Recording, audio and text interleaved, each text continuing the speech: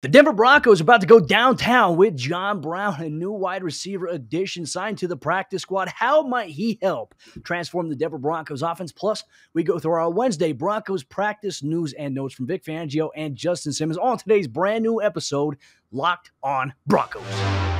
You are Locked on Broncos, your daily Denver Broncos podcast. Part of the Locked on Podcast Network. Your team every day. What's up, Broncos country? Welcome back into a brand new episode, Locked on Broncos, your daily Denver Broncos podcast here. The Locked on NFL Network, your team every day from the South Stands to the end zone. I'm your host, as always, Cody Roark, joined alongside by my co-host, Sayre Bedinger. Both of us, we cover the Broncos for the Locked on Network and 9 News. You can get this podcast free and available everywhere you get your podcast. Not to mention, make sure you hit that subscribe button, turn on notifications so you never miss out on a day's worth of Denver Broncos news, content, and coverage from an objective point of view. Sayre, my man, it's great to see you here once again. We're midweek of Raiders week, and I tell you what, Broncos fans are fired up, and there's a lot of anxiousness right now amongst the fan base because this is a big matchup. And yes, any game against the Raiders is a must-win. I know that, Broncos country. We talked about it on yesterday's show, but the reality is setting in. As you get closer to the game, what are the Broncos going to do to kind of rectify some of those issues that they have on offense and defense? Well, we've seen some moves happen, my friend. Yeah, we have finally some moves that we called for on the show a few weeks back. So it's exciting to see the Broncos moving in that direction. Of course, we spent a bunch of time on yesterday's episode talking about one of those players we had called for, now been poached by another team. But hey, that's the nature of the game in the NFL, right? So, but yeah, you're absolutely right, Cody. It's interesting. You know, of course, every Raiders game is a must-win game, like you mentioned, but we're talking situationally, right? We're talking about the fact that this is a team, not just the Raiders, but this is a team whose coach just resigned. Obviously, the situation that the Broncos are in right now, having lost 2 straight games. Now you've got a game at home, followed by another game just a few days later on Thursday Night Football. So it's a must-win game for more reasons than just being against the Las Vegas Raiders. It's a lot of different situations and things, moving parts going on. So it's going to be fun to see how they respond. I can only imagine, like you said, the intensity of the fans in the comment section has ramped up. I'm sure at the stadium is going to be even more so. So just imagine if the offense goes 3-and-out this Sunday. I mean, you'll be there, Cody, so you'll be able to literally feel it. Yeah, and I'm excited to interact with Broncos fans too as well. So if you have a tailgate that you have and you want me to stop by, I'll be happy to stop by, interact, take a couple of drinks of beer with you guys, and maybe eat some food and just celebrate and talk Broncos football with the avid listeners all across Broncos country. But Sayre, look, the Broncos back on the practice field on Wednesday in preparation, and really the change kind of from what we saw last year is that the game happens on Sundays. Players, they come in on Mondays for treatment, and then Tuesdays, they have Tuesdays off, and then Wednesdays, it's back on the practice field. So we've seen the Broncos do that. No Kareem Jackson at practice, as Vic Fangio said, he's dealing with a back issue. I already know my man Mario is working on him. He's going to be good to go, but Vic says, hey, nothing to be concerned about. He will be back, and I think just anytime you have a veteran guy like KJ that misses practice, you get more opportunities for a guy like Caden Stearns, who had to step in on Sunday against the Steelers at that position. I kind of liked what I saw from Caden Stearns on film. We're going to see more opportunities kind of present itself for him. But, obviously there's that. But one thing, Sayre, I felt like was interesting that Vic had mentioned, he was asked a question in his Wednesday press conference about Ronald, Darby, Kyle Fuller, whether or not someone's going to get the start. Because right now on the depth chart, Darby is behind Kyle Fuller on the depth chart there. But he said that there's no definitive decision yet on whether or not Darby will play. And also, who's going to start? I mean, there was a real chance. He said, come back and ask me Friday on that. So I plan to do that if I get the opportunity to, Sayre. But I think we've talked about it. I think Broncos fans are in agreement. If Ronald Darby is healthy, let's see him play. And I know a lot of Broncos fans want to see Michael Ojemudia, but he's not ready just yet. It's really interesting, too, that you bring that up, Cody, because it feels like a lot of these Broncos players had been given injury timelines that we're kind of seeing them go well beyond these injury timelines. Of course, now we're into week 6 of the NFL regular season. We saw Mike Boone go down at the time, what was considered a 4 to 6 week injury, I believe. If not, it was, up to 6 weeks, and it's now been over that. Of course, Ojemudia, a similar type of deal. Jerry Jeudy is approaching his, 4 to 6 week timeline, or 6 to 8, or whatever the case. It's kind of been all over the map. So it's hard to know when some of these guys are coming back. But I think you're absolutely right in the fact that if Ronald Darby is healthy, I feel like this is an opportunity for the Denver Broncos to give Kyle Fuller a much-needed weekend off. And maybe if not a weekend off, maybe a weekend in relief or playing, sort of sparse snaps. I don't think this should be this should be a permanent benching, but at the same time, I don't think Kyle Fuller should be playing a starting role right now. He's been the weak link on that defense, and so I feel like you've got an opportunity. And you'd love to know right now if Ronald Darby was able to play. Felt like he was really trending that way last week. So the fact that he wasn't even active for the game was a bit surprising in my opinion. And now you're talking about the potential of leaving him out again this week or not. Who knows? It's tough to know anything anymore with the timelines that the Broncos are giving in terms of these players' injuries. And the hard part about it too, soft tissue injuries are the biggest problem. Now, I think we can all say that we are really surprised when Michael Ojimuti's diagnosis was what it was, because it looked like a potential season ender in Seattle. So he's close, though. It's going to be a couple of weeks, I think, before we see him there. But, with soft tissues, you always have to be in the right position, right? Because what happens is you make one wrong movement with a hamstring or a groin. I mean, look at Curtis Samuel, for example, who spent pretty much the entire offseason with the Washington football team not doing anything because of his groin. When he's fully healthy, he literally re-aggravated it just like that. So I understand that there's these things that the medical staff has to do in terms of monitoring how much they're in. And obviously, if they re-aggravate it, it sets them back entirely different. So hopefully that's not the case here with any of these guys. But Vic Fangio did say on Wednesday that Mike Boone is he's ready to go. So great news for the Denver Broncos. We'll see if he gets activated off of IR at this point. We'll see if he actually gets added into the rotation here for the Broncos, who need to run the ball better. Now, one final thing, Sayre, here that I wanted to make note of. Justin Simmons met with the media on Wednesday. He had a really great point, too. And Broncos country, I think this is where you as fans, myself as a media member, and Sayre, I think we all have to understand one thing at the end of the day. We can watch film, and Sayre and I, we watch a lot of film, and we can maybe say, okay, they're in zone, they're in man here, but there's also other things, other contingencies that we don't always know what a player's assignment is pre-snap, or how it may change based on what route a wide receiver runs, because zone defense, man defense, you have all these interchangeable parts, but what happens if a formation changes? How does that change the coverage?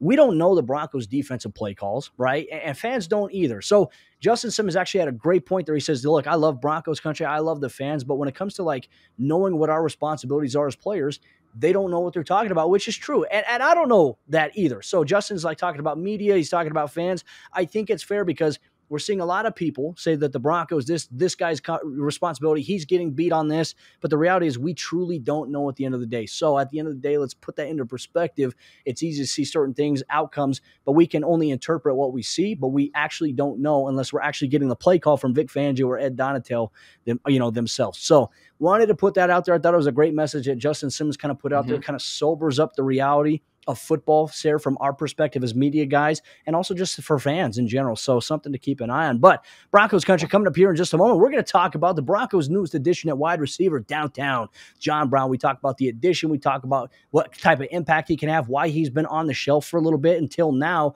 and when could we see him play. We're going to get that coming up here in just a moment. But before we do that, let me tell you about the sponsor of today's episode of the show. It's our good friends over there, rockauto.com. If you need anything for your vehicle, rockauto.com, they have everything. I've used them multiple times. I've made about 5 or 6 purchases at rockauto.com. I got a brand new steering wheel cover, a sun shield, and now I just bought a brand new frost blocker because it's getting cold here in Colorado. If you know, we already have snowstorms happening right now. So you know what? I like to make it to where my windshield isn't frozen in the morning when I go to defrost my car. Or if I have to get somewhere, I don't have to wait for it to defrost or anything like that.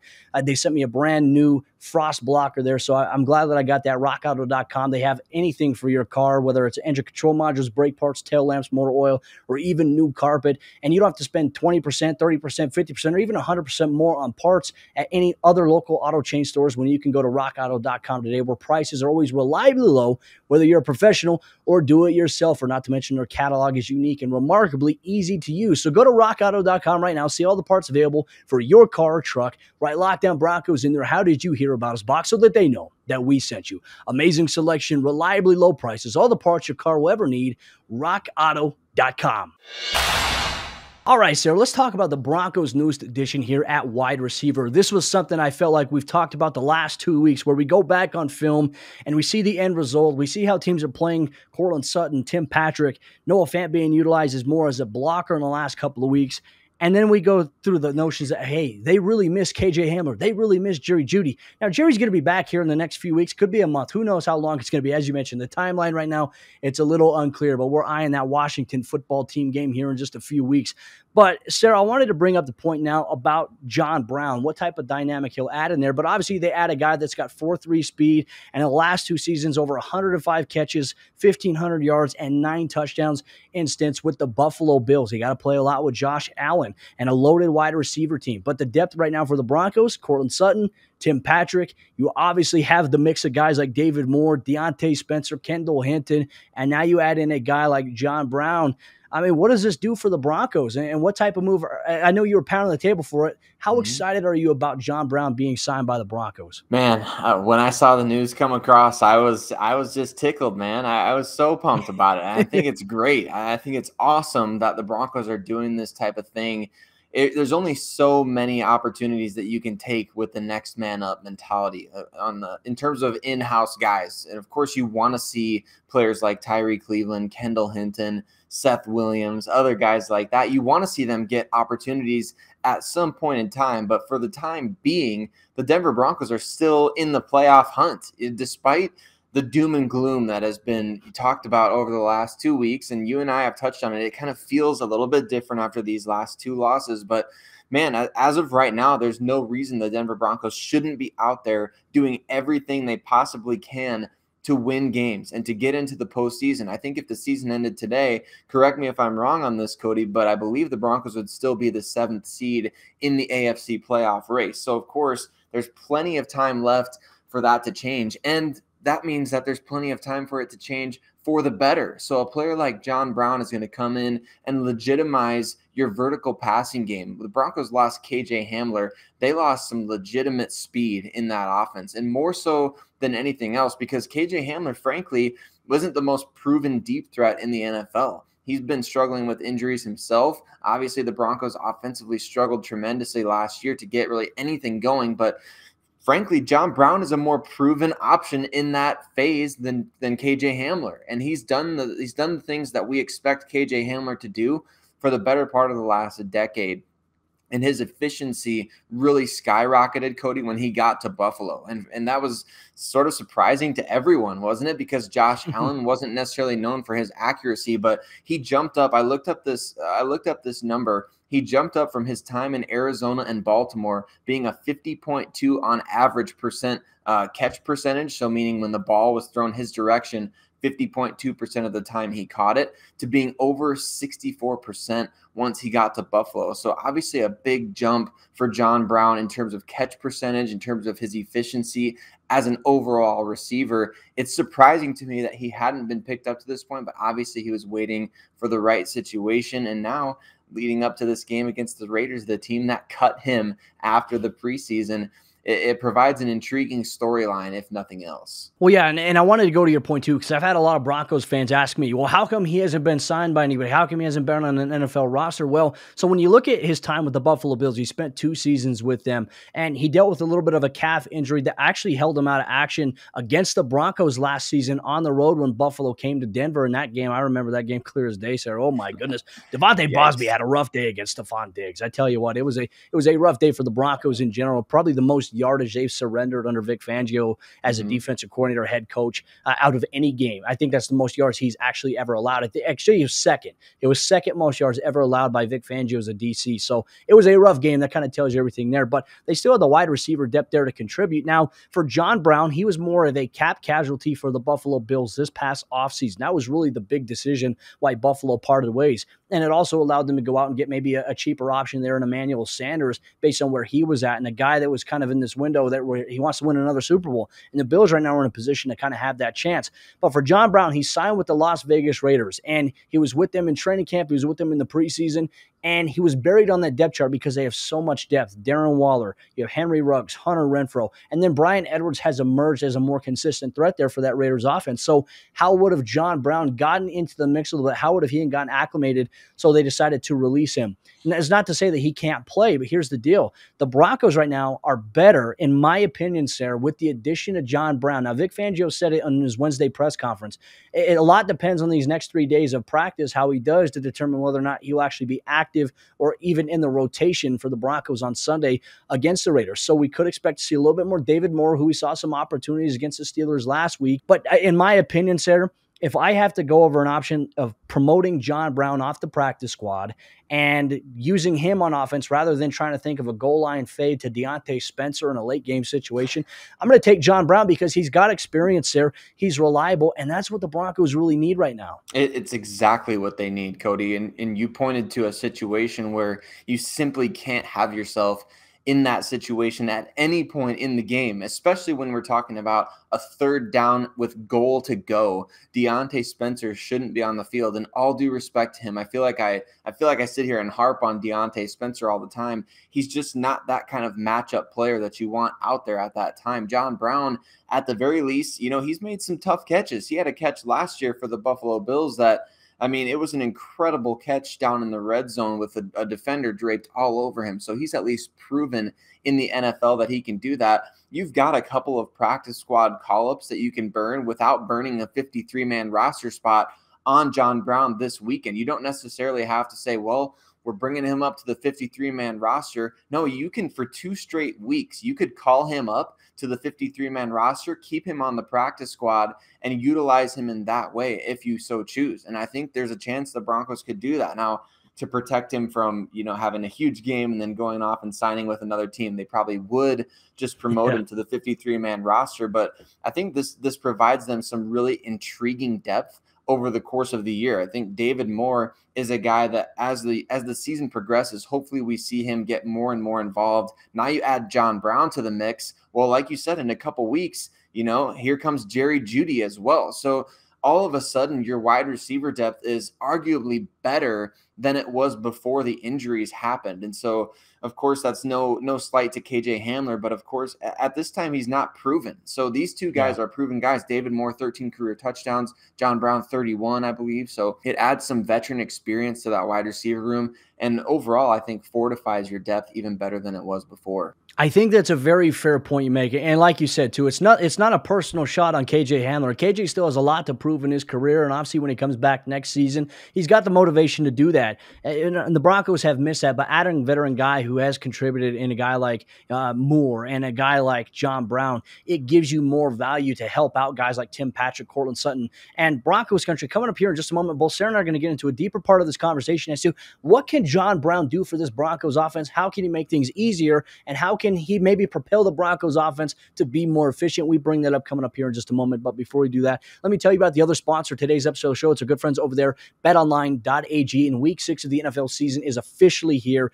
All teams are back on the gridiron here once again. We got Thursday night football coming up as well between the Eagles and the Tampa Bay Buccaneers. And BetOnline is the number one source for all things pro football related and for your college action as well. You can head to the website where they have a brand new user interface, which allows you to find more odds, props, and contests to get involved in at betonline.ag. And you can head to the website or use your mobile device to sign up today. And when you use promo code LOCKEDON, that's going to get you a 50% deposit bonus when you first register and you first sign up, make your first deposit today. You're going to get that betonline.ag. BetOnline is the fastest and easiest way to bet on all your favorite sports action. BetOnline, where the game begins. All right, Sayre, jumping into the fourth quarter action. Today's episode of Lockdown Broncos. Just want to shout out Broncos country here. Once again, thank you so much for making Lockdown Broncos your first listen of the day every single day. Your support means the world to both Sayre and myself. We love interacting with all of you in the comment section down below, but we have to talk about this new dynamic that potentially could impact the Broncos offense. Now, look, here's the deal, Sayre. This week, we have talked about the coordinator position. We've talked about the offensive line, the run game. We've talked about pretty much every component on offense that needs to be better. And yes, Teddy Bridgewater absolutely has to be better too. I was going back on film, and I hate to bring this up against the Steelers. The last play of the game, 4th down on his interception, on the right-hand side, right? He was looking for Cortland Sutton on the left side, but on the right-hand side, Tim Patrick's the outside receiver. He kind of runs this slant route. It serves as a rub. Joe Hayden follows him all the way, and the slot defender is not covering Kendall Hinton. Kendall Hinton was wide open. Wide open. So when you go back and you watch those things on film, I understand you're looking for certain things, but man, it's kind of rough to miss out on that. Not to mention, you had TJ Watt coming on that right side too. So I don't know if his window to throw to Kendall Hinton would have been there. But who knows? On film, you see what maybe could have been a lot better than real time when you have pressure in your face. But John Brown, we were talking about the addition there. Obviously on the practice squad right now, could be called up, could be elevated this week. I know that the Broncos, they've protected Seth Williams and Tyree Cleveland for the second consecutive week in terms of their practice squad. But let's talk about really how John Brown can transform this offense. Sayre, when I look at him, I look at his true speed, his ability to create separation, right? Which the last 2 weeks, we look at Broncos receivers, they have not been able to separate. And a lot of that is because they're going against a lot of teams that are playing zone, keeping everything in front of them. But now when you play teams that have to respect you, John Brown's presence, his speed, ability to be on the outside, also work from the slot, and even bunch formations, the defense all of a sudden has to play you. They have to respect you based on your formations. Now, this is where Pat Shurmur is supposed to come in and say, okay, hey, look, we want to put our team, we want to put our players in the best situation possible, regardless if this team is playing zone, whether they're playing man. How can we exploit some of these soft spots in zone coverage? How can we maybe take advantage of some of these one-on-one matchups if they're in man? This is where it really falls on the coordinator this week. But I tell you what, if the Broncos can utilize a guy like John Brown the right way, their dynamic on offense, Sayre, it completely opens up from what we haven't seen so far this year. It really does. And I think an example of what you're talking about, Cody, is kind of what we saw with the Pittsburgh Steelers just this past week and what they did offensively early in the game. They took a few shots downfield to some guys with some vertical abilities, namely Deontay Johnson, Chase Claypool. Taking those vertical shots early to those guys allowed Najee Harris to have his best game of the season for a team that ranked 32nd in rushing attempts, 32nd in rushing yards going into that game against the Denver Broncos. And Harris really sort of dictated the game. The Steelers were able to dictate the line of scrimmage based on the fact that they took those shots early and had success. So what you're alluding to, Cody, is exactly what I think John Brown can do, even if he's not getting the ball. He has the type of vertical speed, 4.34 at one point in time in 2014 before the draft in the 40-yard dash. To bring that kind of speed into your offense is going to open up things and keep defenses honest against that two-headed running back duo, hopefully three-headed trio as we get Mike Boone back healthy. But for the time being, it's Javonte Williams and Melvin Gordon that have both proven that they can break off some big runs when defenses have to keep honest. And even when they don't, they can break some tackles. But having a guy that has the vertical speed to keep a defense honest, to keep those safeties back, and to keep corners from pressing all game long, that's going to open up things for the running game. So it does so many more things than just, hey, now we have a weapon that can get vertical. Well, we know Cortland Sutton and Tim Patrick can do that, even though they're not fast guys. They can get vertical and win downfield. Now you have a guy that can get behind the defense, and it forces them to keep those boxes from, being 8 or 9 guys loaded all throughout the game. So hopefully this has a compound effect on the entire offensive group, not just in terms of vertical passing, but in terms of the running game as well. And that's where it goes back to, right? Because so far this year, we've seen teams stack the box against the Broncos. They essentially want to force them to throw. And then when you're playing teams that have rougher secondaries, I think that the New York Giants secondary was actually pretty good. I think it was pretty solid for that matchup for week 1. Obviously, a lot's changed since then. They've had some injuries. But when you look at week 2, Jacksonville, not as many good guys in the secondary. C.J. Henderson, obviously, but then he left the game, and we still saw Cortland Sutton go for over $150. Week 3, I think that secondary and that defense for the Jets is pretty solid as we've seen so far. Their offense has been the struggle point. But when I look at teams like Baltimore, we knew it coming into those matchups, that secondary is pretty good, right? So that's where we really saw the added disadvantage there for the Broncos offense that, hey, when you don't have guys like Jerry Jeudy or KJ Hamler that have the speed or that have the ability to necessarily create that separation, that's where we see these issues start to trickle in. And look, against the Steelers too, they had a pretty good secondary. That regardless, they were missing Cam Sutton, but you had Edmonds, you have Minkah Fitzpatrick, you still have guys that can lock up, and especially when you have pressure from TJ Watt, it makes a world of difference in terms of what you're able to do. So having a guy like John Brown, his speed, it goes back to what you've been saying, Sayre. The Broncos need to get the yak going, and they need to find ways to do that. There's concepts, there's snag, there's mesh routes. The Broncos ran a lot of mesh in the preseason. So far, we haven't seen too much of that so far in the regular season. So it kind of gets me to wonder, what's going on? Is it a personnel issue? Is it coaching? Is it both? I think that there's equal blame probably on that. But with John Brown, what he can do, what we've seen him do, you can add that yards after the catch threat. You force defenses to respect you. And as you mentioned, having a guy with speed that can burn you, it takes another guy out of the box in terms of being able to do that. So now you can really work on trying to get the run game going, which the Broncos just simply haven't done consistently enough. And when they're running the ball, it's on first and it's on second down, and it's becoming way too predictable. Obviously, that's something we've addressed all week long. But Sayre, look, I'm excited about John Brown. I really wonder how fast it can be until the Broncos can expedite him into the starting lineup. You have to learn terminology. You have to understand the system. I understand that, but when you have players like that, even just the presence out there alone, I think you have the two speed guys in David Moore and John Brown now, you can bring a little bit of that respect to. Right now, defenses don't fear the Denver Broncos offense. You need to find a way to change that, and it starts with adding these speed guys, and not to mention you already have the dogs on the outside. And maybe getting Noel Fant involved more this week. I mean, come on. That's really what it boils down to. But Broncos country, thank you so much for tuning in to today's episode. Locked On Broncos here on the Locked On Network and 9 News. Both Sayre and I, we get you covered every single day with everything you need to know about the Denver Broncos from the latest news. We break things down. We take a look at the film, and we try to bring an informed opinion here to the show, to you avid listeners all across Broncos country. We appreciate interacting with you. Tomorrow's episode of the show, we're going to have your boy Q for a crossover edition. Both he and I are going to preview the big game on Sunday, and then Sayre and I will have you covered with the keys to victory on Saturday as well. So you have a Locked On Broncos content coming in the next couple days here on the YouTube channel. Make sure you hit that subscribe button. We're just about 90 subscribers away from 5K. We'll do a jersey giveaway. So make sure you leave a 5-star review on Apple Podcasts, leave your Twitter handle, and also send me a tweet on Twitter at Sayre Bedinger, at Cody Roark NFL, at Locked On Broncos, a screenshot of you subscribed, and we'll enter you in as well once we announce the contest. But Sayre, my friend, great as always to talk Broncos football with you. I can't wait to do it here once again, and obviously a big matchup this week, the Broncos, Raiders. I'll be there. Can't wait to share, and we'll have a couple of the post-game report. But with that said, Broncos country, mile high salute. We'll see you tomorrow for a brand new episode, Locked On Broncos.